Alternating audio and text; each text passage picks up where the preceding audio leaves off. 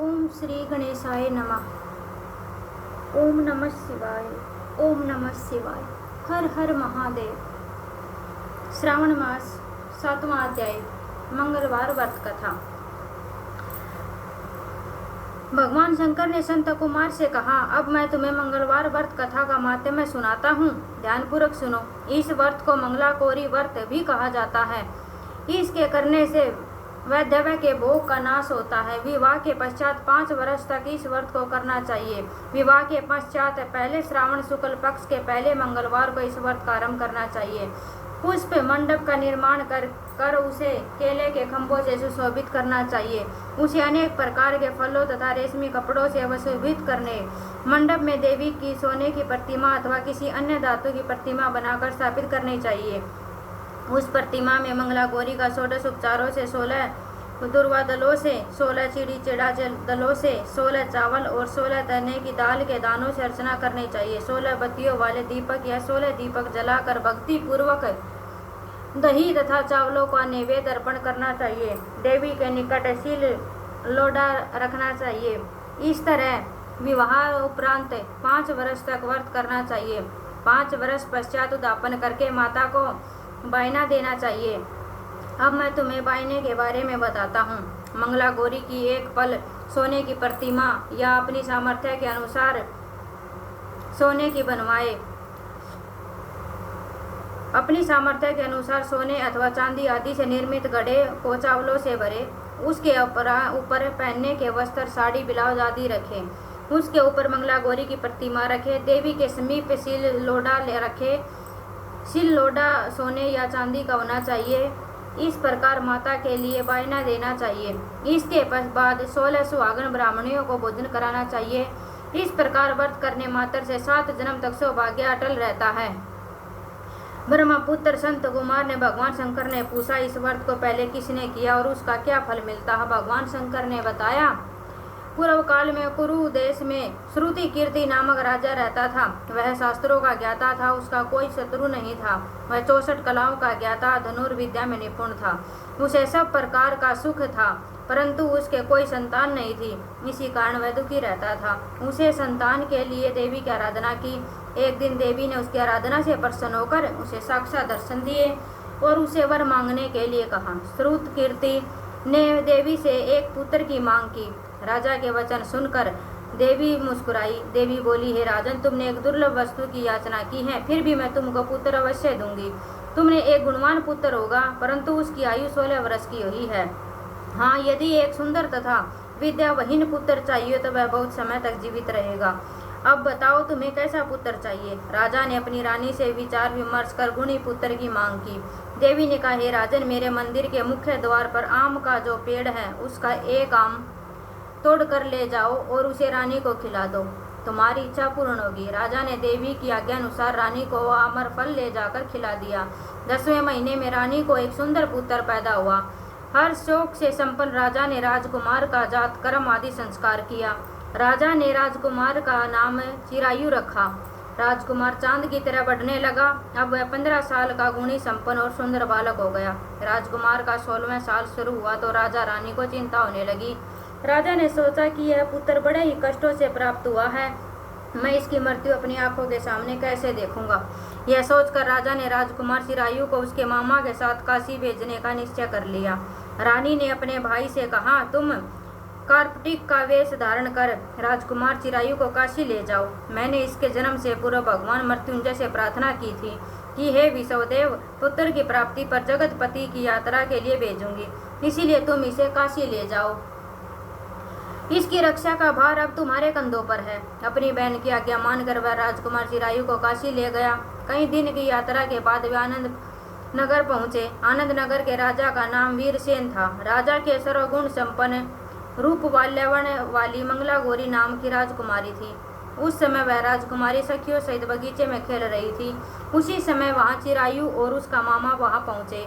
वे दोनों बालिकाओं की क्रीड़ा देखने के लिए वहां पर रुक गए। राजकुमारी की सहेली में से एक सहेली ने क्रोध में भरकर राजकुमार चिरायु को रंडा कह। राजकुमारी ने अपनी सहेली से कहा, हे सखी, तुम दुर्वचन क्यों बोल रही हो? मेरे साथ अयोग्य वाणी बोलने वाली कोई भी नहीं है। देखो, मंगला गौरी के प्रसाद एवं मंगला गौरी व्रत के प्रभाव से मेरे हाथ से जिसके माथे पर चावल गिर जाए उसके साथ मेरा विवाह हो जाने पर यदि वह अल्पवायु वाला है तो भी चिरायु हो जाएगा।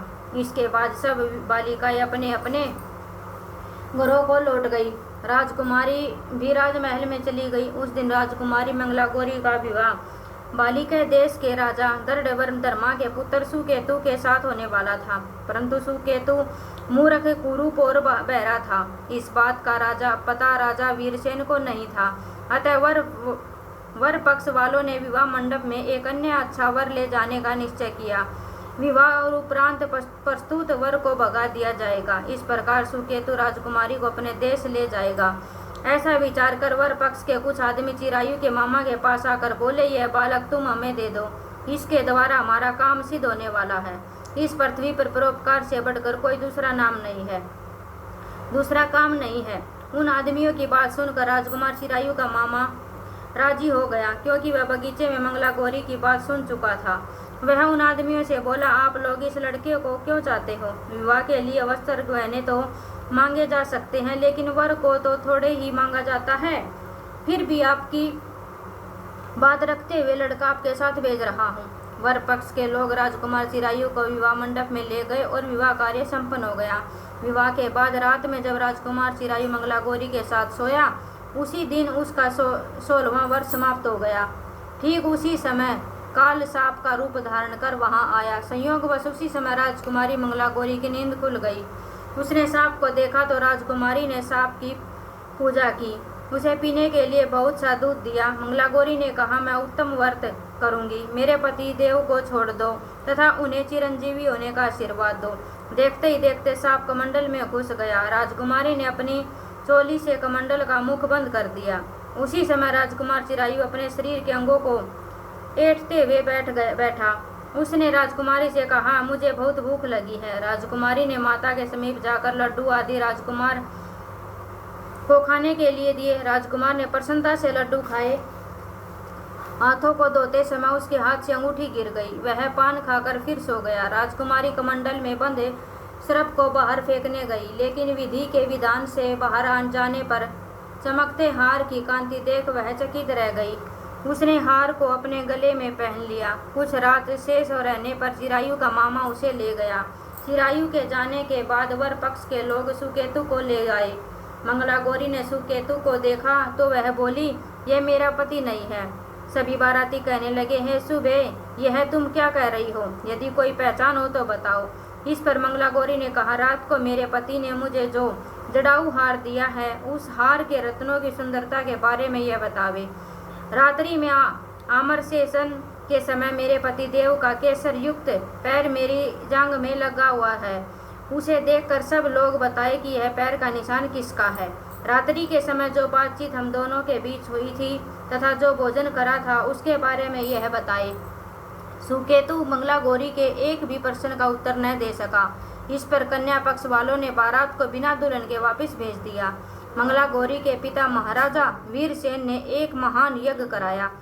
उसे यह भी पता चल गया कि वर पक्ष वालों ने अपने कुरूप राजकुमार के स्थान पर किसी अन्य सुंदर युवक को विवाह के मंडप में ले आए थे और उस अनजान युवक के साथ मंगला गौरी का विवाह हुआ था। अब मंगला गौरी राजमहल के बरामदे में एक चिक की ओट में बैठ गई और आते जाते प्रत्येक व्यक्ति को देखने लगी। इधर चिरायु भी वहां के हालचाल जानने की इच्छा से अपने मामा के साथ उधर आया। जैसे चिरायु महल के आगे से गुजरा तो मंगला गौरी ने उसे पहचान लिया। वह अपने पिता राजा वीरसेन से बोली, यह आदमी जो अभी अभी गया है वह यही मेरा पति है। राजा ने दोनों मामा भांजे को बुलाया। मंगला गौरी की बात हुई। निशानियां चिरायु में मौजूद थी। राजा ने विवाह उत्सव के वस्त्राभूषण आदि असव गज रथ तथा बहुत सी चीजें देकर मंगला गौरी को विदा किया। मामा अपने भांजे चिरायु को तथा मंगला गौरी को लेकर अपनी बहन के यहाँ चल दिया। जब चिरायु के माता पिता ने अपने आने का समाचार सुना तो उसे विश्वास ही नहीं हुआ, क्योंकि भाग्य विपरीत कैसे हो सकता है। इसी बीच चिरायु अपने माता पिता के पास पहुंच गया और उनके चरण स्पर्श किए। पुत्र वधू को सास ने अपनी गोदी में बिठाकर सब बातें पूछी। मंगला गौरी ने उसको वर्तमान में तथा पिछला समस्त घटनाक्रम बतलाया। मंगला गौरी के कारण ही तभी यह व्रत मंगला गौरी के नाम से प्रसिद्ध हुआ है। इसे जो कोई भी सुनेगा अथवा इसका कीर्तन करेगा उसके सभी मनोरथ सिद्ध हो जाएंगे। श्री सूत जी बोले, हे ऋषिगण, भगवान शंकर ने संत कुमार से इस व्रत को कहा और वह इस कार्य की सिद्धि वाले व्रत को सुनकर गदगद हो उठे। उनको इसके समान सुनने से परमानंद की प्राप्ति हुई। बोलो मंगला गौरी माँ की जय, शिव शंकर भोलेनाथ की जय। ओम नमः शिवाय, ओम नमः शिवाय।